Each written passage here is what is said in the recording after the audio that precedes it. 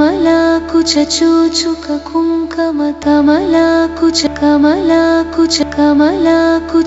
రామాయణం ప్రకారం భూలోకం. భరతుడు తన తాతగారి ఇంటి నుండి అయోధ్యకు వచ్చే సమయంలోనూ సుగ్రీవుడి సీతాన్వేషణ కోసం నలుదిక్కులకు వానరులను పంపేటప్పుడు భారతదేశం రామాయణ సమయానికి ఎలా ఉందో, ఏ రాజ్యాలు ఉన్నాయో, భూమికి హద్దులేంటో, ముల్లోకాలు ఎక్కడున్నాయో రాయబడింది. కృతాయుగంలో హిరణ్యాక్షుడు అనే రాక్షసుడు భూమిని లాక్కొని సముద్రంలోకి తీసుకుపోతాడు.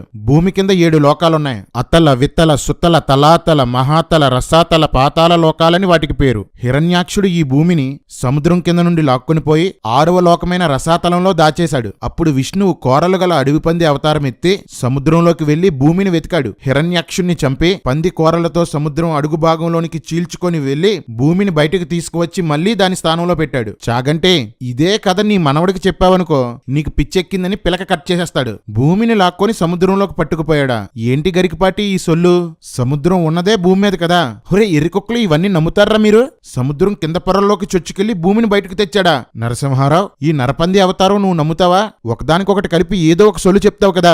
ఎవడో వచ్చి చిన్నపిల్లాన్ని కిడ్నాప్ చేసినట్లు భూమిని కిడ్నాప్ చేసి సముద్రపు కింద పొరల్లో దాచేశాడనే ఈ విష్ణు అవతార కథని నిజమని నిరూపించు. మీ పంతులందరూ కలిసి భూమి శూన్యంలో ఉంది లాంటి విషయాలన్నీ పాఠ్యపుస్తకాల్లో నుంచి తీయించేసి ఈ సొల్లు కథల్ని సిలబస్ గా పెట్టండి. అలా సముద్రం నుండి బయటికి వచ్చిన భూమి కొన్ని దీవులను కలిగి ఉంది. ఈ భూమి బల్లపరుపుగా ఉంది. భూమికి 4 దిక్కుల్లో 4 ఏనుగులు ఉండి దానిని మోస్తున్నాయి. వాటి పేర్లు విరూపాక్ష, మహాపద్మ, సౌమనస, భద్ర.